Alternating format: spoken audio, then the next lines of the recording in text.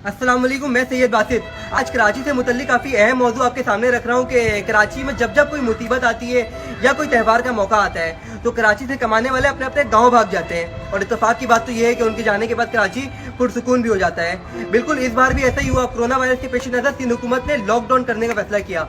बस फिर क्या था, जो ये कहते फिरते थे कि कराची जितना तुम्हारा है उतना ही हमारा है, चलो एक पल को मान भी लिया कि कराची जितना हमारा है उतना ही तुम्हारा भी है। तो कराची में जब कोई मुसीबत आए तो रुका करो ना कराची में। त्योहारों के वक्त अपने घर वालों को कराची बुलाया करो, खुद क्यों कराची से अपने गाँव जाते हो। कराची से सिर्फ इन्हें कमाना आता है, कराची से कमाते जाओ और अपने गाँव में लगाते जाओ।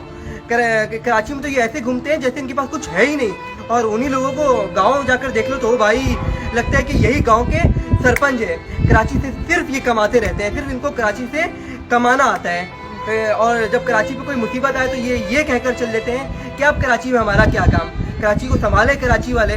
बिल्कुल इस बार भी ऐसा ही हुआ है। पिछले 7-8 दिन में कराची की वारदातों में तकरीबन 80% कमी आई है। क्यों? क्योंकि जितने लोग हैं वो तो अपने गाँव भागे हुए हैं ना।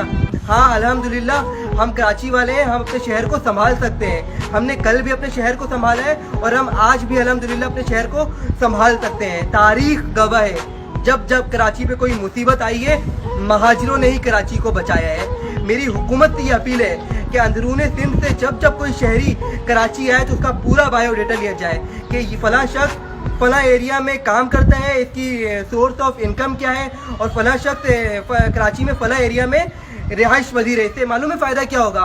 कराची के किसी भी एरिया में जब भी कोई वारदात होगी ना तो मुजरिम बासानी पकड़ा जाएगा।